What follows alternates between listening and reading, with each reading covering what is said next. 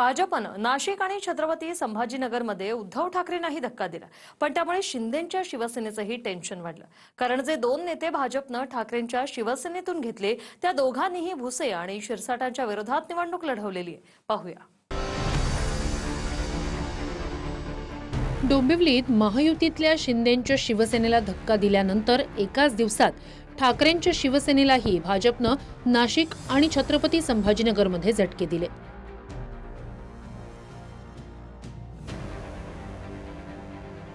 नाशिकच्या मालेगावचे ठाकरेंच्या शिवसेनेचे नेते अद्वै हिरे यांनी भाजपचे प्रदेशाध्यक्ष रवींद्र चव्हाण यांच्या उपस्थितीत प्रवेश केला, तर छत्रपती संभाजीनगरच्या राजू शिंदे यांनीही भाजपमध्ये प्रवेश केला.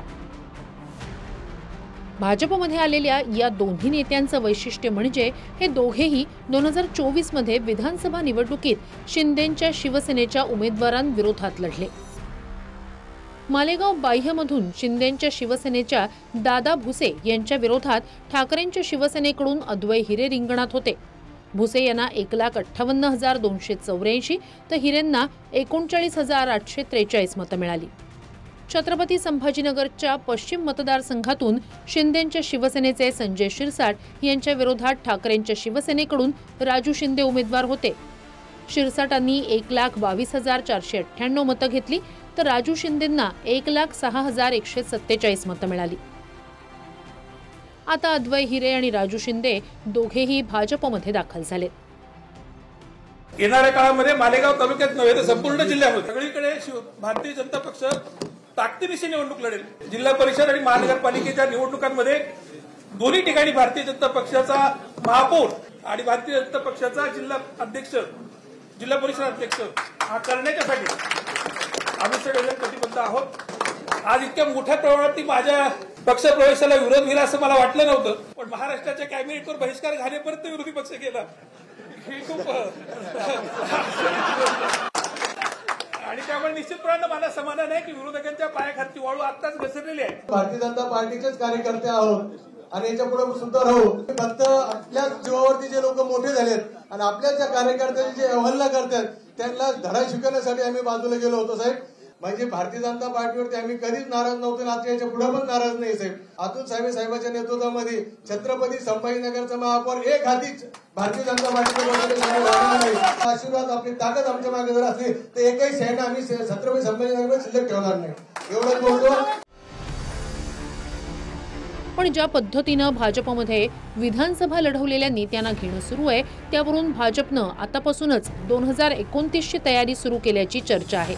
गेल्या काही दिवसांमध्ये जे पक्षप्रवेश झालेत त्यावर नजर टाकली तर पुरंदरमध्ये सध्या शिंदेंच्या शिवसेनेचे विजय शिवतारे आमदार आहेत. तिथे भाजपनं काँग्रेसचे माजी आमदार संजय जगताप यांना पक्षात घेतलंय. पाटणमध्ये शिंदेंच्या शिवसेनेचे शंभूराज देसाई आमदार आहेत. इथे शरद पवारांच्या राष्ट्रवादीचे सत्यजित पाटणकर यांना भाजपनं पक्षात घेतलं. पाथरीत अजित पवारांच्या राष्ट्रवादीचे राजेश विटेकर आमदार आहेत. इथे भाजपनं काँग्रेसचे माजी आमदार सुरेश वरपुडकर यांना पक्षात घेतलंय. भोर विधानसभा मतदारसंघात शंकर मांडेकर अजित पवारांच्या राष्ट्रवादीचे आमदार आहेत. इथे काँग्रेसचे दिग्गज नेते आणि माजी आमदार संग्राम थोपटे यांना भाजपनं सोबत घेतलंय. जालन्यात अर्जुन खोतकर शिंदेंचे आमदार आहेत, तर काँग्रेसचे माजी आमदार कैलास गोरंट्याल हे आता भाजपमध्ये आलेत. तर आता नव्यानं पक्षप्रवेश झालेल्यांबद्दल जाणून घेऊया. मालेगाव बाह्यमध्ये शिंदेंच्या शिवसेनेचे दादा भुसे आमदार आहेत. भाजपनं आता इथे अद्वै हिरेंना पक्षात घेतलंय. तर छत्रपती संभाजीनगर पश्चिममध्ये शिंदेंच्या शिवसेनेचे आमदार संजय शिरसाट आहेत. भाजपनं इथे राजू शिंदेंना पक्षात घेतलं. महायुतीत जिथे मित्रपक्षाचा आमदार आहे त्या मतदारसंघातही विरोधी पक्षातील नेत्यांना भाजपनं सोबत घेतलं. त्यामुळे शिंदेंच्या शिवसेनेनं भाजपवर संताप व्यक्त केला. अबलेवर बलात्कार करावा असं भाजपचं वागणं असल्याचं शहाजी बापू पाटील म्हणाले. आज हिडीस किळसवानं दहशतवाद एखाद्या अबलेवर केलेला बलात्कार असावा अशा पद्धतीचं भारतीय जनता पक्षाचं वागणं या ठिकाणी मला दिसून आलेलं आहे. अशी जर राजनीती महाराष्ट्रात होणार असेल तर ज्या वैभवशाली राजकारणाच्या महाराष्ट्राच्या परंपरा आहेत त्या थोड्या दिवसात उद्ध्वस्त झालेल्या तुम्हा सर्वांना दिसतील. भारतीय जनता पार्टीबद्दल कृपया शब्द वापरू नका. भारतीय जनता पार्टी संयम ठेवते.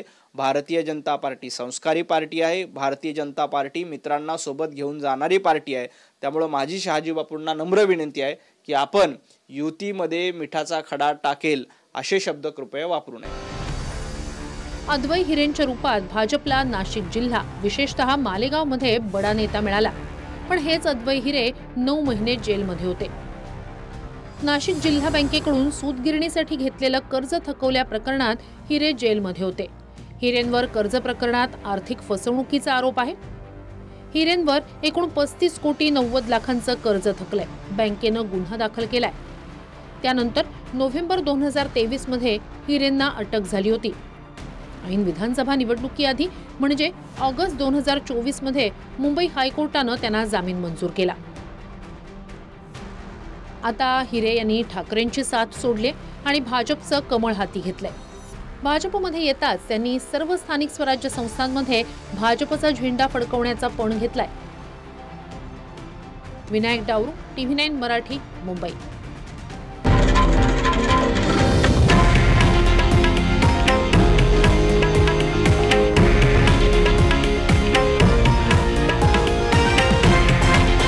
हे आहे देशातील नंबर 1 न्यूज नेटवर्क आणि आपण पाहत आहात TV9 मराठी, एकमेव.